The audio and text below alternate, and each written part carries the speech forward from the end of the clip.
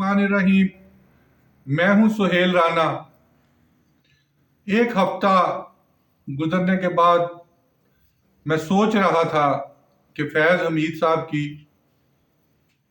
जो मैंने 21 अक्टूबर को कहा था वो चीज पूरी हो, फिर मैं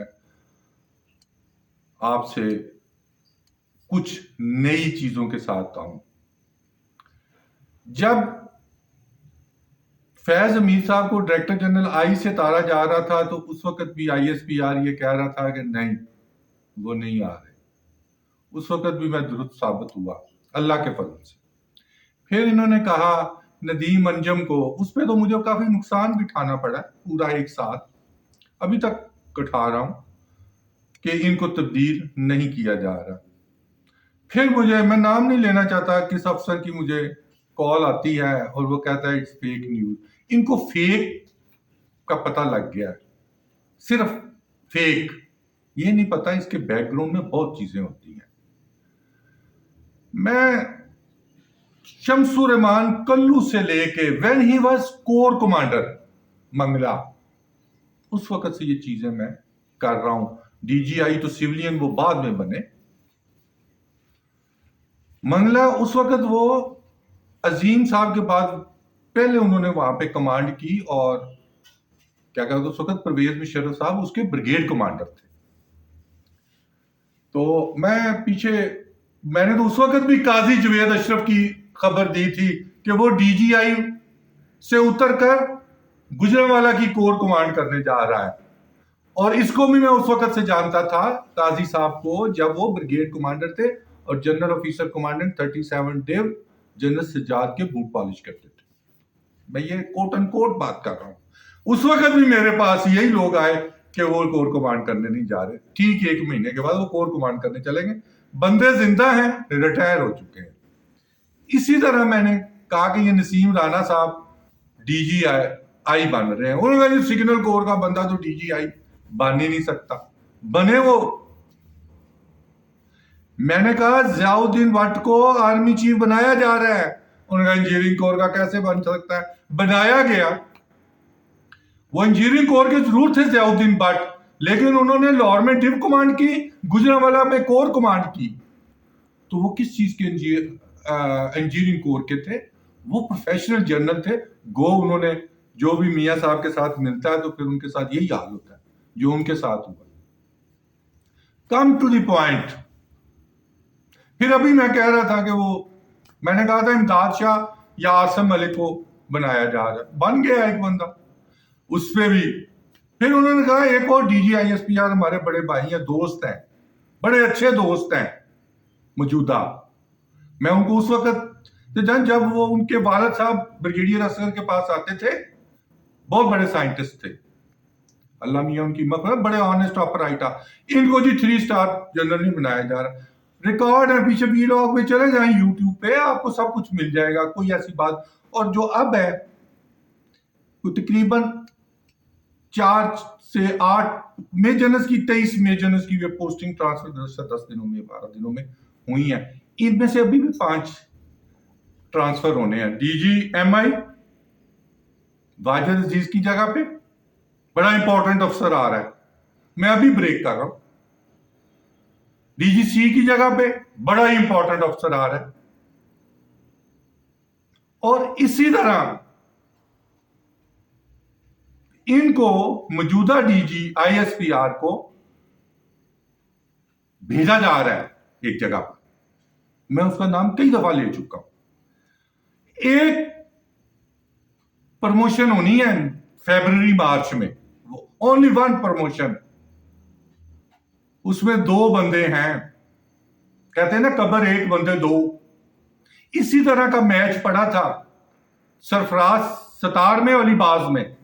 अलीबाज था DGMT, सरफराज सतार था डिव कमांड कर रहा सियालकोट में DG-MI के बाद। और इंतहाई दोनों क्लोज थे रहील शरीफ साहब के, इंतहाई क्लोज। लेकिन पूरा सरफराज सतार के नाम पे निकला था। और अलीबाज को जब सुपरसीड किया गया تو 90% فوج، میں یہ نہیں کہہ رہا کہ وہ ان کو ایک لگا دھچکا لگا کیسے افسر کو کیسے سپر سیڈ کیا رئیس شریف صاحب نے، حالانکہ وہ رئیس شریف صاحب کے ساتھ تھرو آؤٹ کام کرتے آ رہے تھے، جن کا نام تھا علی باز، ان کے بھائی ہیں بینوئی ہیں، وہ بھی ہمارے بڑے اچھے دوست ہیں، ندیم ذکی منج، بعد میں ڈی جی ایم آئی، سرفراز ستار کے بعد وہی ڈی جی ایم آئی آئے تھے۔ تو چیزوں کو ہم تناظر میں دیکھتے ہیں، اب بھی سیٹ ایک ہے، لیفٹیننٹ جنرل ایک بننا ہے ثاقب ملک کی جگہ، بندے دو ہیں، ایک اتنا آنےسٹ اپ رائٹ افسر ہے، میں نام لے لیتا ہوں، دلاور عباس، دلاور عباس نہیں ہے، چودھری دلاور ہے اس کا نام۔ اس شخص، اس کی ڈیڈلی آنےسٹی ساری دنیا کو پتا ہے۔ میچ ہے 12 ڈیو کے ڈیو کمانڈر کے ساتھ عرفان چودھری کے پاس، دونوں ہی چودھری ہیں، ایک گجر چودھری ہے اور دوسرا چودھری ہے، لیکن آنےسٹی اپ رائٹنس میں اور مقابلے میں دلاور صاحب، جس نے اپنی مدر کا خود جنازہ پڑھایا ہے،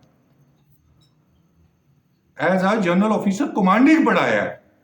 اسی طرح جو ہیں ہمارے عرفان چودھری صاحب، بڑا وقت گزارا ہے انہوں نے سابق آرمی چیف کے ساتھ، میری مراد باجوہ صاحب کے ساتھ ہی، تو میچ ہے بڑا سخت، دیکھتے ہیں ان دونوں میں سے کون بنتا ہے۔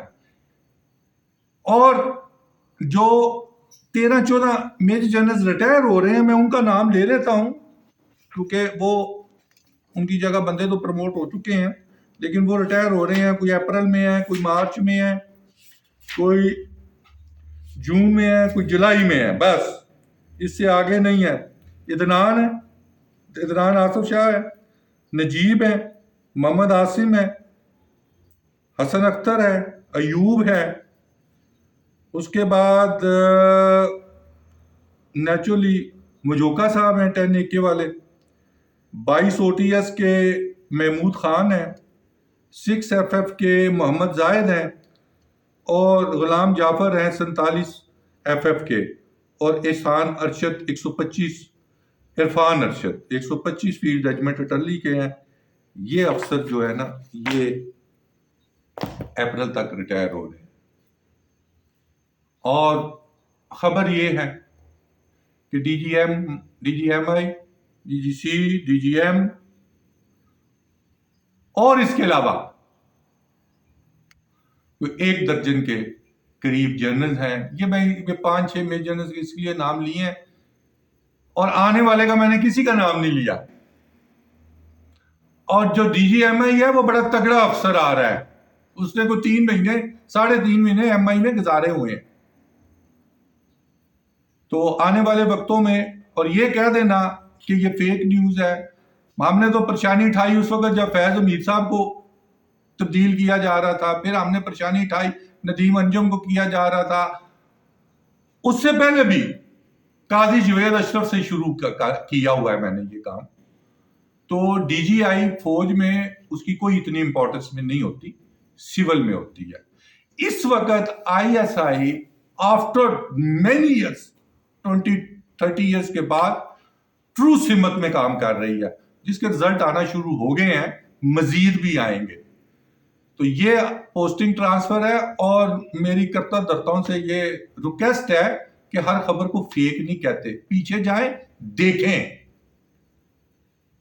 یہی میں نے کہا تھا کہ، اور میں یہ بھی کہہ دوں، سب کی سزائیں معاف ہو جاتی ہیں، ان سے پہلوں کی بھی سزائیں معاف ہوئی تھی۔ Thank you very much.